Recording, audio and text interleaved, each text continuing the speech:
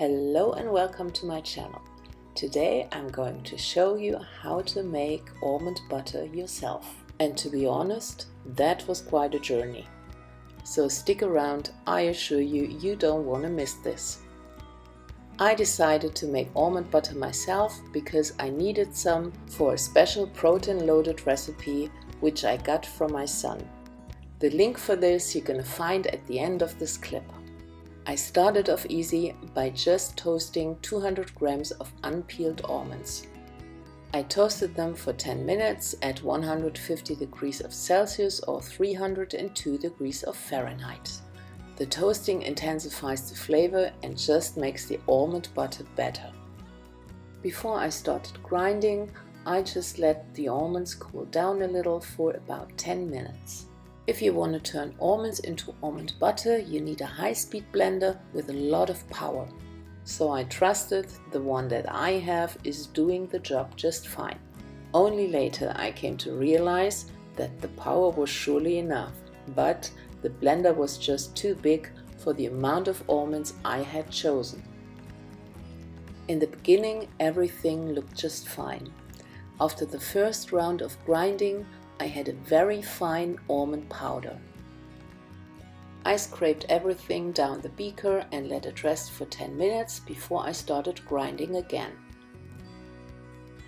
The secret to turn very fine powder into butter is by grinding for 1 minute and letting the powder rest for 10 minutes.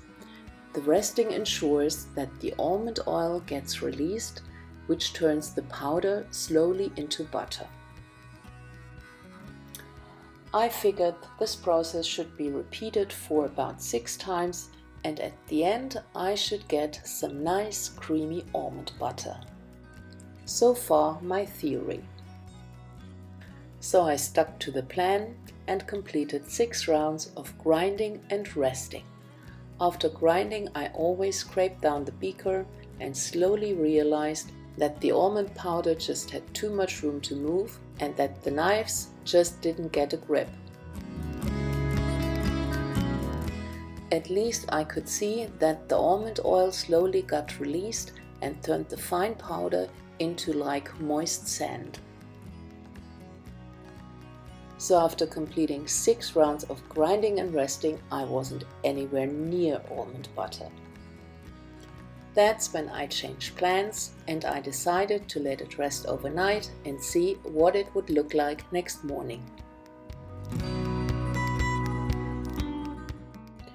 The next day it had gotten moldable, which was a strong indication that more of the almond oil had been released.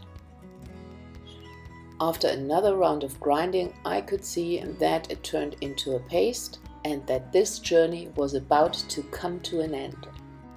Nevertheless, I needed 2 more rounds of grinding until finally my almond butter looked like this.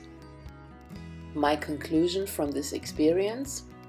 You can save a lot of money when you make almond butter yourself, but if you don't have the right tools or you choose the wrong amount like I did, then it takes you a lot of time to make it. One more thing I want to point out is to get the almond butter out of the blender, it is kinda messy. So I first emptied the blender and then I filled that into a clean jar. But at the end of the day, I'd say it was worth it. I learned a lot and I saved a lot of money too. One last tip to clean your blender, just fill it up half with hot water and put in some dish soap. Well, that's it for today, and if you liked this video, please give it a thumbs up. If you like my content, I'd be happy if you support me by subscribing. And don't forget to click on the bell to not miss out on the next videos to come. Thank you for watching and I'll see you next time. Bye bye!